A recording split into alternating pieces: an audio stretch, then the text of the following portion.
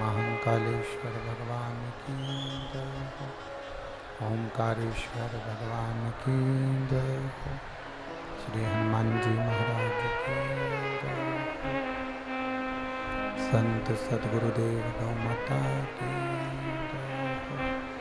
चिंता संतान हंतारो यत्पदानो रेणुका शयनं तनीजचार्यानं प्रणमामि मुहुर्मुहुः। यदनवृतो जन्तुवा सर्वदुःखातिगो भवेत् तमं सर्वदा वन्दे श्रीमद्वल्लभनन्दनम्।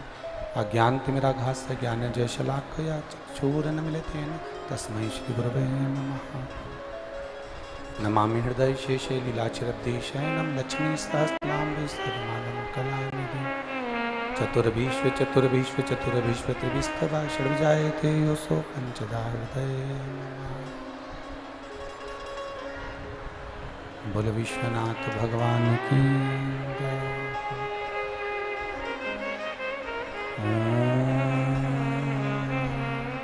नमः शिवाय। नमः शिवाय। नमः शिवाय।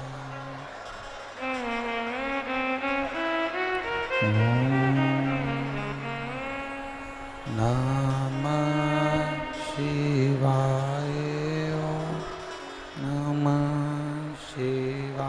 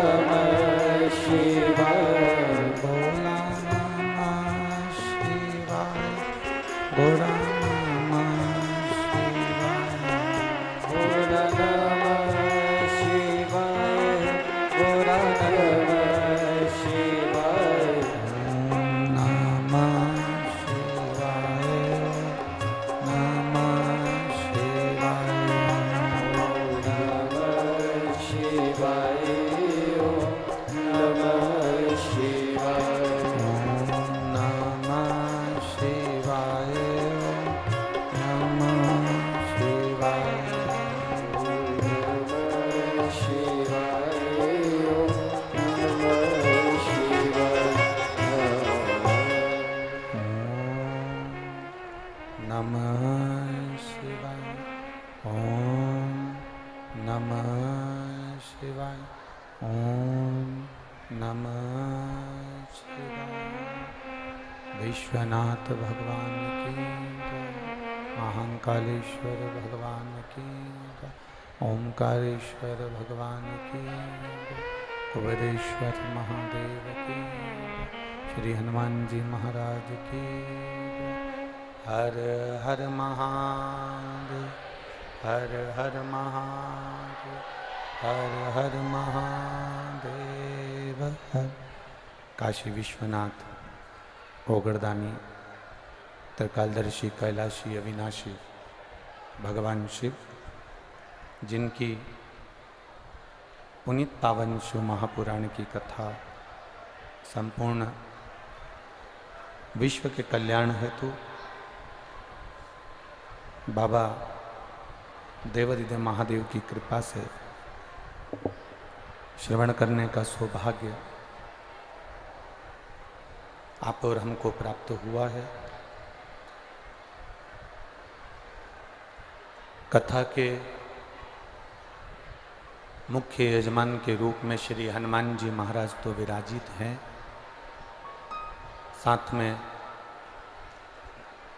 कथा के मुख्य यजमान माननीय श्री कमलनाथ जी, पूर्व मुख्यमंत्री मध्य प्रदेश शासन, माननीय नकुलनाथ जी, सांसद छिंदवाड़ा, जो इस पवित्र पावन शिव महापुराण कथा के यजमान पद ग्रहण करे हैं। फंसी कितने कपड़े और एक और? बड़े सौभाग्य का विषय है।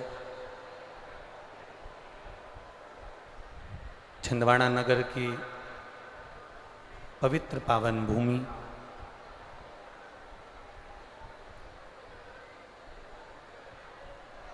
जिस भूमि पर कई तपस्वियों ने तप करा, कईयों ने साधना करी, और इस पवित्र भूमि पर श्री हनुमान जी महाराज विराजमान हुए। और ये शिव महापुराण की कथा बाबा की कृपा से माननीय कमलनाथ जी द्वारा आयोजित की गई।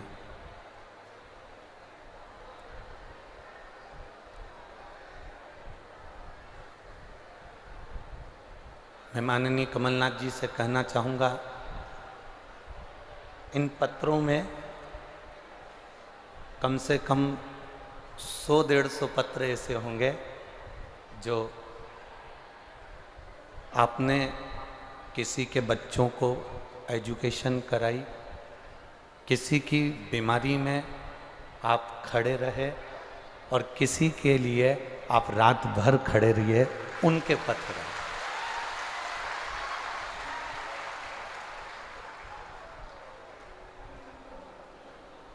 एक राजनीति से हटकर परिवार का जो प्रेम आपने दिया इन पत्रों में वो झलका।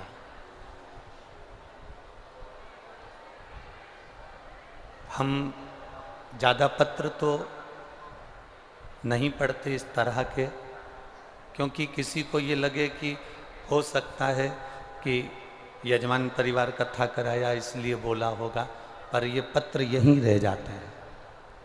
इन पत्रों में जो आपका भाव झलका है वो श्रेष्ठता है।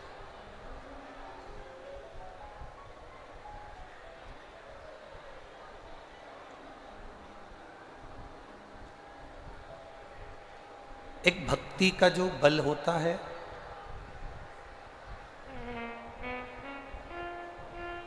एक विश्वास का जो बल होता है, वो बल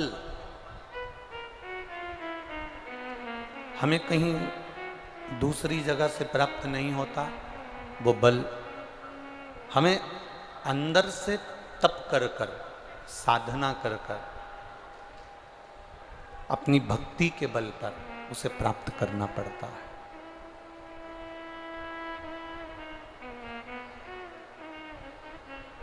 एक व्यक्ति चलते चलते कुएं के अंदर गिर गया।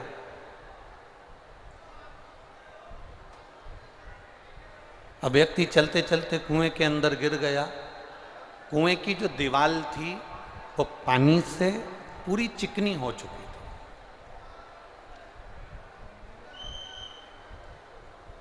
अब वो कुएं की दीवार इतनी चिकनी हो गई कि व्यक्ति कुएं में से बाहर निकल नहीं सकता। उसने बहुत प्रयास करा। अच्छा, ऐसा कोई व्यक्ति नहीं होता कि कोई कुएं में गिर गया हो और वो निकलने का प्रयास नहीं करता हो, वो करता है, पर उसे ना तो कहीं पांव रखने की जगह मिलती है, ना पकड़ने की जगह मिलती है जिससे वो निकलकर बाहर हो जाए।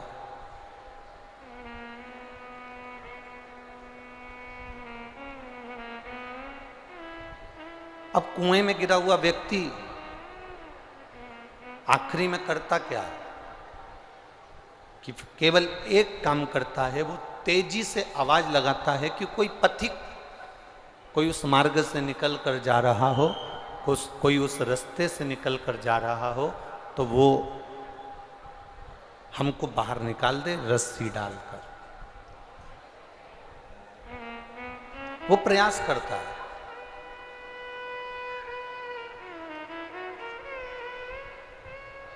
अब जैसे कुएं में गिरा हुआ व्यक्ति, कुएं में पड़ा हुआ व्यक्ति आवाज लगा रहा है कि कोई मुझे बाहर निकाल दे, कोई मुझे बाहर निकाल ले, उसी तरह आप और हम ये संसार के कुएं में, ये भव सागर के कुएं में पड़े हुए हैं। और जब हम दोनों हाथ उठाकर कहते हैं हर हर महादेव, तो वो परमात्मा हमको बाहर निकालने का प्रयास करता है।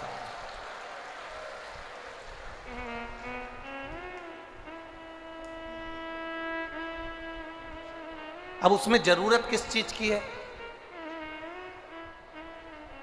अब उसमें कुएं से बाहर निकलने के लिए सबसे जरूरी है रस्सी। कुएं से बाहर निकलने के लिए सबसे मूल है रस्सी, और वो रस्सी है विश्वास की। वो रस्सी है हमारे भरोसे की, वो रस्सी है हमारी दृढ़ता की।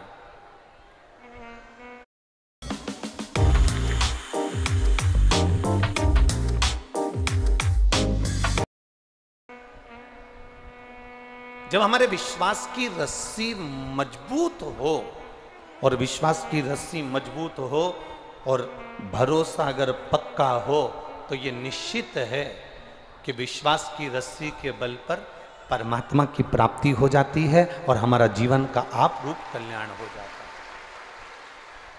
एक बात अपने अंदर उतार कर रखना कि अपनी जिंदगी में अपने कर्म को प्रधान मानिएगा।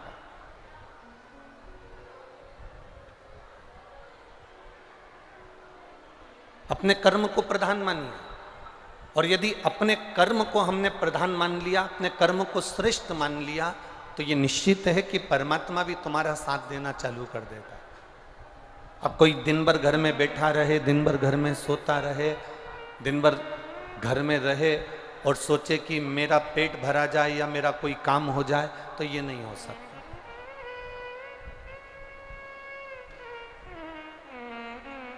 आपको स्वयं मेहनत करना पड़ेगा, आपको स्वयं आगे बढ़ना पड़ेगा।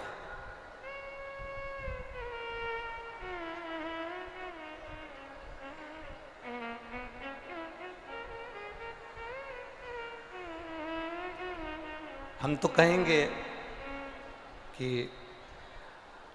माननीय कमलनाथ जी से भी एक चीज सीख लेना चाहिए लोगों को, और बहुत बड़ी चीज है वो जो माननीय कमलनाथ जी से सीखना चाहिए। और यही जो इनके पास में है, वो हमारे गुरु ने, श्री विठलेश राय काका जी महाराज, जिनके हम शिष्य रहे हैं, जो गोलोकवासी हैं, उन्होंने भी हमको वही सीख दी जो इनके पास में है। वो कौन सी सीख? समय के पक्के रहना, समय के पंचुअल, मतलब जो समय निश्चित कर दिया कि मुझे इतनी बजे पहुंचना है, मुझे इतनी बजे जाना है, मुझे इतनी बजे ये कार्य करना है, मुझे इतनी बजे उठना है, मुझे इतनी बजे ये काम पर जाना है, मुझे इतनी बजे ये कार्य करना है, तो व्यक्ति अपने आप आगे बढ़ता चले जाता है। आप आराम से उठ रहे हो, सवेरे 9 बजे 10 बजे जाग रहे हो, फिर मुंडा धो रहे हो, कुल्ला कर रहे हो, मंजन कर रहे हो, फिर नाश्ता कर रहे हो, फिर 2 बज गई, फिर कहाँ तुम काम धंधा कर पाओगे। तो थोड़ा सीखो इनको भी देखकर कि सवेरे से उठकर अपने कार्य में लग जाना और रात्रि तक अपने कार्य में लगे रहना, ये एक विशेषता है, बहुत बहुत विशेष चीज है। ये हमें सीखना है सभी से। अपने कार्य के प्रति जागरूकता रखिए, अपने कर्म के प्रति जागरूकता रखिए। Open your Angel One account in 3 quick and easy steps. Enter your mobile number and verify using OTP. Enter your registered email. और मेरे देवाधिदेव महादेव की कथा कहती है कि मेरे शिव भगवान नारायण शेषनाग की सैया पर विश्राम करते हैं, भगवान ब्रह्मदेव कमल के पुष्प के ऊपर विराजमान होते हैं, इंद्रदेव अपने सिंहासन पर विराजमान होते हैं, पर मेरे जो देव अधिदेव महादेव हैं वो कैलाश पर जब तप करना होता है, जब साधना करना होती है, तब मेरे महादेव कैलाश पर रुकते हैं और बाकी के समय पर मेरे महादेव संपूर्ण विश्व के कल्याण के लिए आगे बढ़ते रहते हैं। मेरे देव अधिदेव महादेव, मेरे शिव, मेरे शंकर, मेरे ओघड़ी। और तेरी कृपा बिना न हिले एक भी अणु, लेते हैं श्वास तेरी कृपा से तनु तनु। बखान क्या करूं मैं राखों के ढेर का, चपटी भगोत में खजाना कुबेर का। हे गंगधार मुक्ति द्वार ओमकार तू, भोले ओमकार तू, आयो शरण तिहारी शंभु तार तार। एक भक्ति का और विश्वास की डोरी, एक विश्वास की रस्सी को जिसने पकड़ कर रखा है,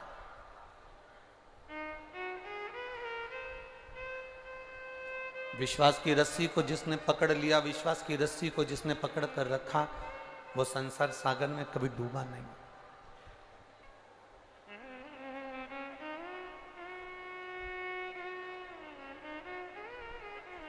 कई लोग कहते हैं भगवान को बुलाने की जरूरत पड़ती है, भगवान को बुलाने की जरूरत पड़ती है। क्यों भगवान को बुलाया जाता है?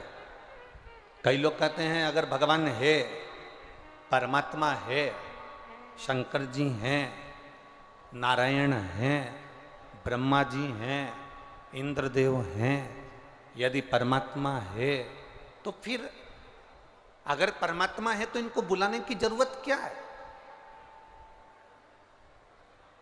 इनको क्यों पुकारा जाए? इनको क्यों बुलाया जाए?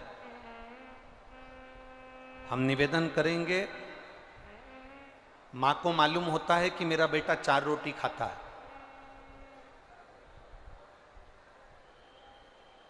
मां को मालूम है कि मेरे बेटे को 5 रोटी मेरा बेटा खाएगा। आप में से कितनी माताएं बैठी हैं जो अपने बेटे की थाली में 5 रोटी एक साथ रख देती हैं? कोई रखती होगी? नहीं। संसार की कोई मां ऐसी नहीं होती जो अपने बेटे की थाली में 5 रोटी, 4 रोटी, 6 रोटी, 8 रोटी, जितनी रोटी बेटा खाता है उतनी रोटी मां रखती हो, ऐसी संसार की कोई मां नहीं है। मां क्या करती है? बेटे की थाली में 2 रोटी रखती है। अब मां को मालूम है कि इसको 8 रोटी लगेगी, मां को मालूम है कि इसको 9 रोटी लगेगी, मां को मालूम है इसको 6 रोटी लगेगी, तो मां ने 6 रोटी नहीं रखी, माँ को मालूम है अगर ये 2 रोटी खाता है तो माँ 1 रोटी रखेगी, 4 रोटी खाता है तो 2 रोटी रखेगी, 8 रोटी खाता है तो फिर माँ 4 रोटी रख देगी, पर माँ पूरी रोटी नहीं रखती। क्यों नहीं रखती? क्योंकि माँ को अच्छा लगता है कि बेटा आवाज लगाकर बोले, मम्मी माँ सब्जी अच्छी बनी है, जल्दी से 1 रोटी और ला दे। माँ को अच्छा लगता है कि बेटा पुकारे।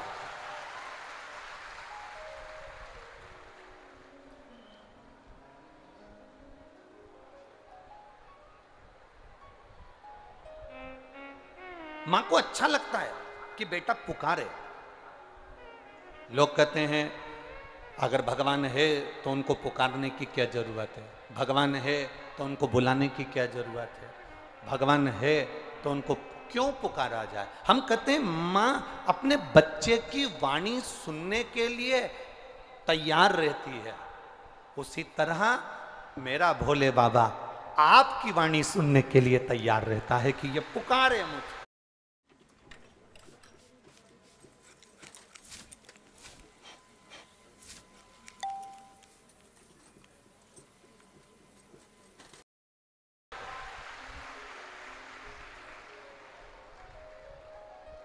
वो पुकार।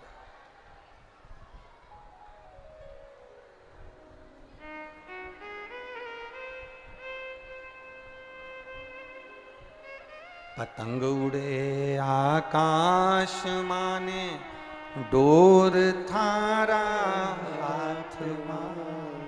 भगवान के हाथ में हमारी डोरी है। वो चाहता है कि ये मुझे पुकारे। मृत्यु लोक में अगर जन्म लिया है तो परमात्मा को पुकारना। वो पुकारने से आएगा, वो बुलाने से आएगा। बिना बुलाए तो केवल 2 आते हैं। कितने आते हैं? जम के बोलो जरा। 2। बिना बुलाए केवल 2 आते हैं जिनको बुलाया नहीं जाता। एक बीमारी और दूसरा भिखारी। इन दोनों को कोई नहीं बुलाता तो भी ये चल कर आते। बिना बुलाए केवल 2 आते हैं। एक बीमारी। इतने पंडाल में आप लाखों की संख्या में बैठे हो, पीछे पूरा ग्राउंड भरा पड़ा हुआ है, गाड़ियों पर लोग चढ़े हुए हैं, बिल्डिंगों पर लोग चढ़े हुए हैं, इतने बैठे हो और इतने लोग आस्था चैनल पर कथा सुन रहे हैं, फेसबुक यूट्यूब पर कथा सुन रहे हैं। आप में से कोई ऐसा है जो बीमारी को अपने शरीर में बुलाता होगा कि मुझे ये वाली बीमारी हो जाए, मुझे ये वाला रोग हो जाए, मेरी टांग टूट जाए या मेरा हाथ टूट जाए या मेरा लीवर या किडनी या ये बीमारी या वो बीमारी आ जाए? कोई ऐसा नहीं होगा जो बीमारी को बुलाएगा।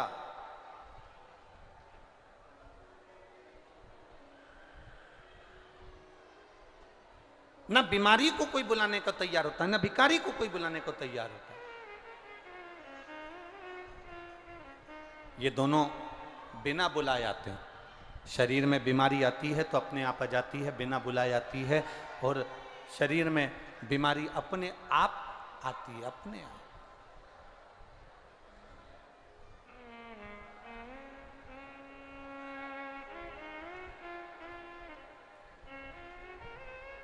शरीर में बीमारी अपने आप पहुंचती है, अपने आप आती है। और शरीर में अगर बीमारी अपने आप आ रही है, अपने आप पहुंच रही है, अपने आप बीमारी आपको घेर रही है। अगर बीमारी अगर हमारे को शरीर में घेरती है तो फिर हम परमात्मा को पुकारने का कार्य करते हैं। वापिस पुनः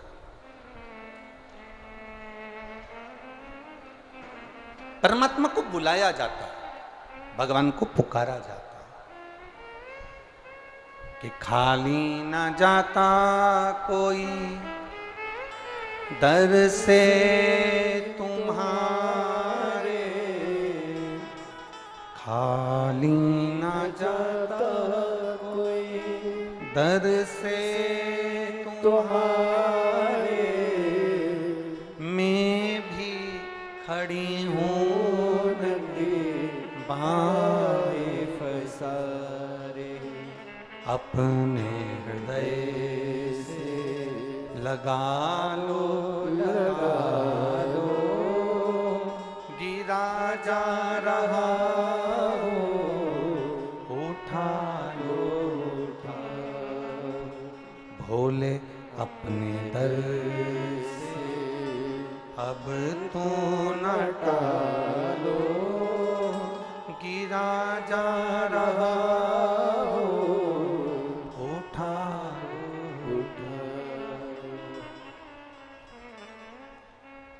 लोग हंसते हैं, लोग शब्द कहते हैं, लोग ताना भी देते हैं, लोग आड़ा टेढ़ा भी कहते हैं। क्या भगवान को बुलाना पड़ेगा? हाँ,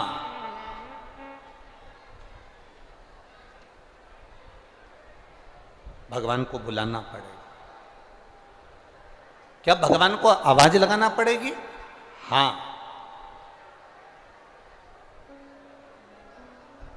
आवाज लगाना पड़ेगा।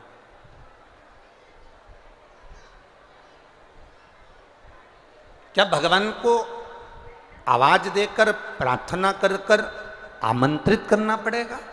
हाँ, बुलाना पड़ेगा।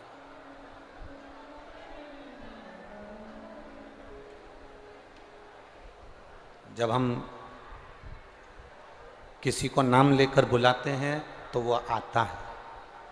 आता है कि नहीं आता? अरे बोलो तो जम के, आता है ना? हम किसी को नाम लेकर बुलाएं तो वो आएगा। अभी आशीष यहाँ से कहे कि आप आइए तो आप आओगे। आशीष ने कहा ये आएंगे तो वो आएंगे। आशीष ने कहा कि ये, तो अगर किसी ने बुलाया तो वो आया। हम परमात्मा को पुकारते हैं, हम परमात्मा को बुलाते हैं, तो परमात्मा क्यों ना आए? हम भगवान को बुलाएं और वो ना आए, ऐसा हो ही नहीं सकता। एक शब्द बहुत सुंदर है कि आप आए नहीं और सुबह हो गई, मेरी पूजा की थाली धरी की धरी। कारण क्या था? क्यों नहीं आए? किस लिए नहीं आए? तो आपको परमात्मा से आप पूछो कि मैंने एक लोटा जल समर्पित करा, मैंने आपको पुकारा, मैंने आपकी विनती करी, मैंने आपका निवेदन करा, मैंने पशुपति व्रत करा, मैंने प्रदोष का व्रत करा, मैंने शिवरात्रि का व्रत करा, मैंने सावन के महीने के व्रत करे, पर आप मेरे सम्मुख में आते क्यों नहीं हो? कारण क्या है? मेरा दुख मिटाते क्यों नहीं हो? कारण क्या?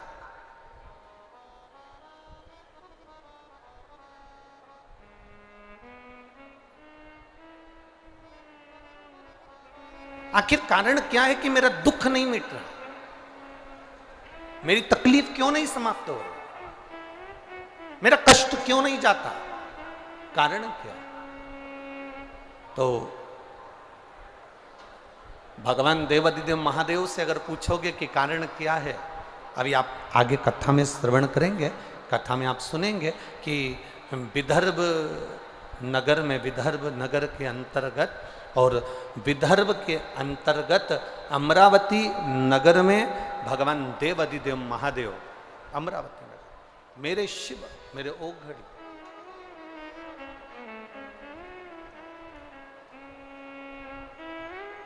शिव मंदिर में बैठे हैं।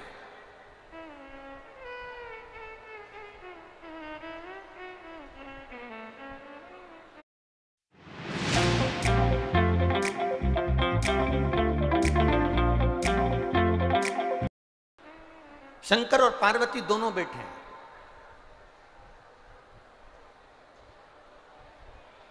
और शिव पार्वती विदर्भ के अमरावती में सुंदर नगरी में, जहां पर शंकर भगवान का बड़ा प्राचीन मंदिर है, उस मंदिर को एक सेठ ने बनवाया था। उस मंदिर के अंदर भोले बाबा मां पार्वती के साथ में विराजमान बैठे। बड़ा प्राचीन मंदिर, बड़ा।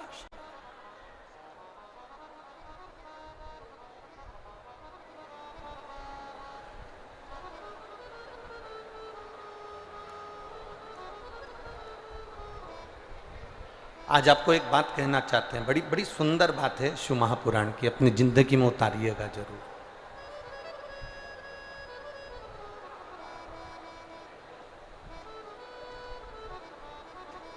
अपने जीवन में उतारना इस बात को।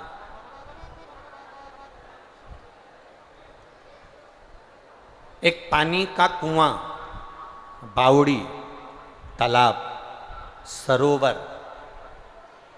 वापी, बावड़ी, हेडपंप, हापसी, एक मंदिर, देवालय, शिवालय, एक वृक्ष,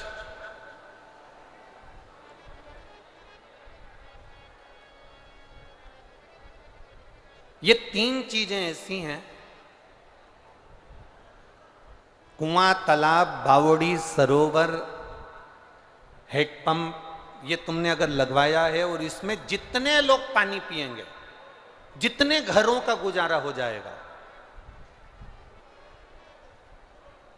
जितने लोग इस जल को पीना प्रारंभ करेंगे, जितने लोगों का घर चल जाएगा, जितने लोगों का घर आगे बढ़ेगा, उतना पुण्य तुम्हारे खाते में अपने आप आता चले जाता है, अपने आप।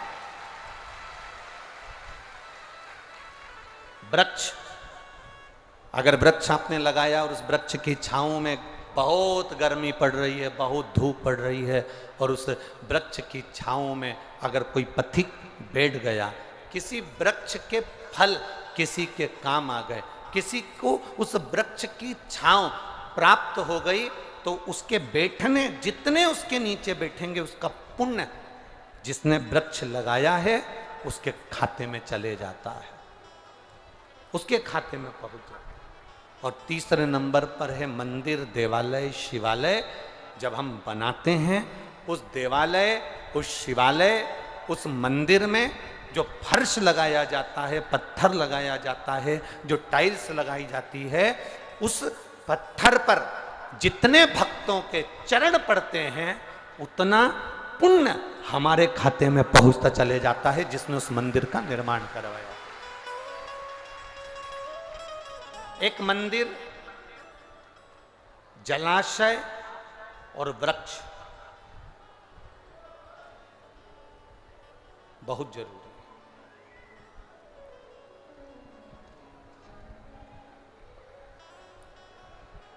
इस छिंदवाड़ा की पहचान कैसे है?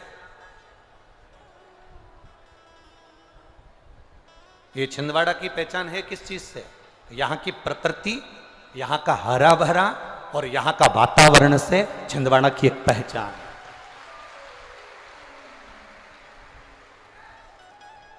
और ये मेरा विश्वास कहता है, ये मेरा भरोसा कहता है, दुनिया का कोई भी संत, दुनिया का कोई भी संत अगर छिंदवाड़ा की इस भूमि पर आएगा तो यहाँ की प्रकृति देखकर वो भी एक बार मन में सोचेगा कि यहाँ पर मेरा भी एक कोई धाम होना चाहिए, यहाँ पर मुझे भी रहना चाहिए। प्रकृति की सौंदर्यता, इस छिंदवाड़ा की सुंदरता देखकर, इस छिंदवाड़ा की प्रकृति की सुंदरता देखकर उसको भी महसूस होगा कि यहाँ इतनी सुंदर प्रकृति है, इतने जलाशय, इतने पर्वत, इतने झरने, इतना इतना सुंदर वृक्षारोपण, इतना सुंदर, यहाँ की सुंदरता को देखकर, यहाँ की वनस्पति को देखकर उसके भी मन में एक भाव जागृत हो।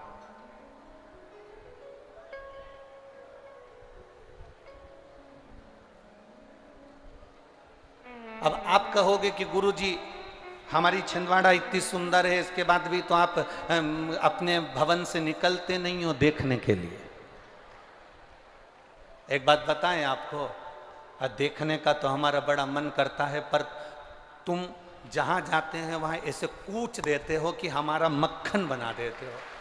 दिक्कत इतनी सी है महाराज।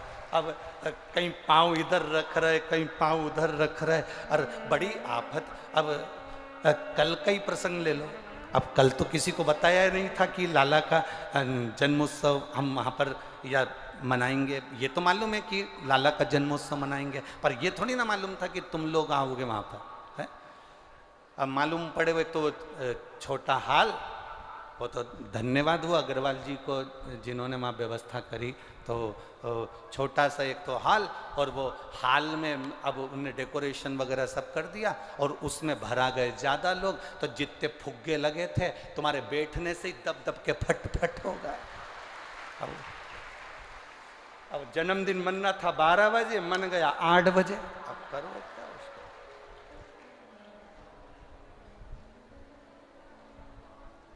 अब आशीष हमारे पास में बैठा था, हम उसको 2 बार 3 बार उसके कानों में कहे, सारे फुग्गे फूट गए।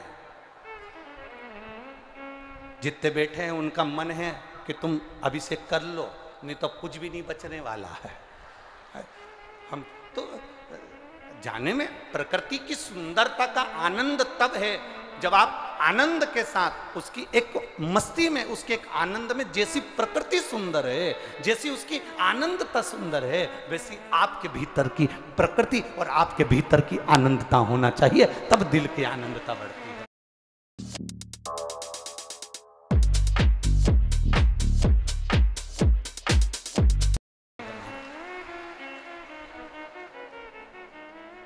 तब सुख बढ़ता है। शिव कथा कह रही है, शंकर भगवान माता पार्वती के साथ में विराजमान हुए।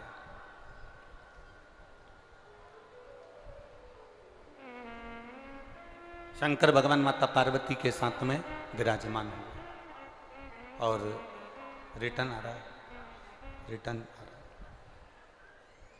शिव पार्वती के साथ में विराजमान हुए और शंकर भगवान जब पार्वती जी के साथ में विराजित होते हैं, बैठते हैं,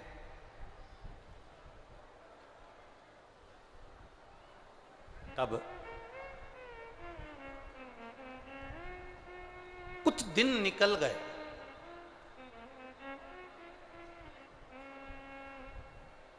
और दिन निकलने के बाद माता पार्वती जी ने 2-3 दिन जब निकले, बड़ा अच्छा लग रहा था, बड़ा सुंदर लग रहा था।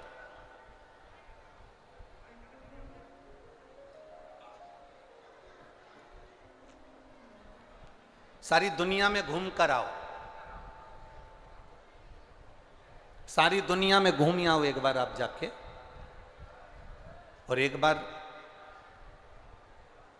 किसी शिव मंदिर में, हम ये नहीं कहेंगे कि बहुत विशालतम शिव मंदिर में, तुम्हारी मर्जी पड़े, सारी दुनिया में घूम कर आ जाओ और एक बार किसी शिवालय में, किसी शंकर जी के मंदिर में, जहां एकांत में देव अधिदेव महादेव का कोई शिवालय हो, जहाँ देव अधिदेव महादेव का कोई शिव मंदिर हो, एकांत में पूरी दुनिया घूम कर आना और एक बार किसी शिवालय में जाकर 5 मिनट बैठ जाना। पूरी दुनिया को जो घूमने में सुख नहीं मिला होगा वो शंकर के शिवालय में 1 मिनट में प्राप्त हो जाएगा।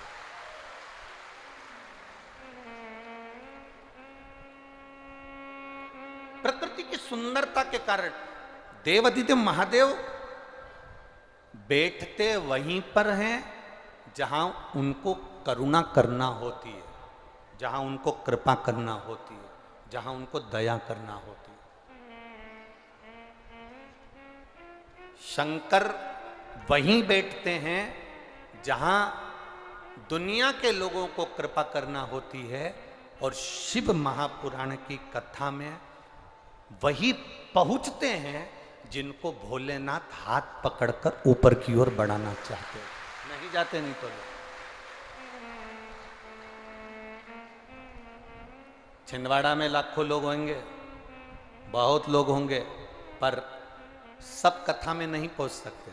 आपके परिवार में जिसमें आप रहती हो उसमें भी देवर, जेठ, जेठानी, ननंद, नंदोई, सब पूरा परिवार रहता है। क्या सब कथा में आ जाते हैं क्या? अरे बोलो तो जम के। नहीं आते ना। बगीचे में सारे फूल हैं, माली सारे फूलों को तोड़ लेता है क्या? नहीं। आप बगीचे में घूमने के लिए गए हो, आपको जो फूल पसंद आएगा उस फूल को आप तोड़ लोगे। बहुत सारे गुलाब लगे हैं, आपको जो गुलाब पसंद आएगा आप उस गुलाब को तोड़ लोगे।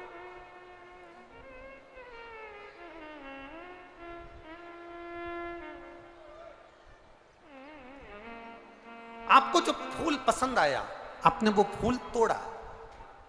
उसी तरह तुम्हारे घर में ढेर सारे लोग रहते हैं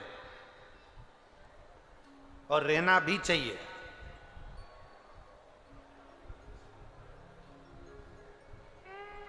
वो तो दुनिया के लोगों ने नारा ही गड़बड़ बना दिया कि हम दो हमारे दो। और बाकी के जितने घर में रह रहे हैं सबको बाहर निकाल के फेंक दो। ये नारा ही गड़बड़ है। हमारे यहाँ की माताओं से सीखो।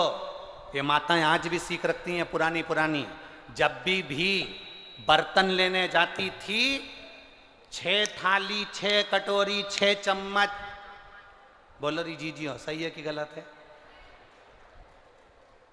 आधे दर्जन तो लेकर सेट, 6 थाली का सेट, 6 कटोरी का सेट, 6 गिलास का सेट।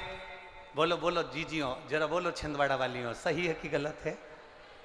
6 साड़ी, 6 आज भी बहू की शादी करते हैं तो सेट, 6 सेट तैयार करती है अलग अलग। चुन्नी बेच दूंगी, ये वाली पीले कलर की साड़ी, ये नीले कलर की, ये गुलाबी कलर की, 6 सेट अलग अलग तैयार करे। चूड़ी के 6 सेट तैयार करे। उसने बर्तन लेने गई तो कटोरी के 6 सेट लेकर आई, थाली के 6 सेट लेकर आई। प्याली खरीदने गई तो 6 सेट लेकर आई। इनकी तो बुद्धि में भी भरा हुआ है मेरी बुजुर्ग माताओं की कि सेट होना चाहिए, पर आज के लोगों ने वो सेट बिगाड़ दिया। पहले सेट था, घर में माता, पिता, पत्नी, पति और उसके 2 बच्चे, ये 6 का सेट चलता था। आज के जमाने में 6 का सेट लोगों ने समाप्त कर दिया। हम 2, हमारे 2, बाकी के कोई भी आए उसको उठा के।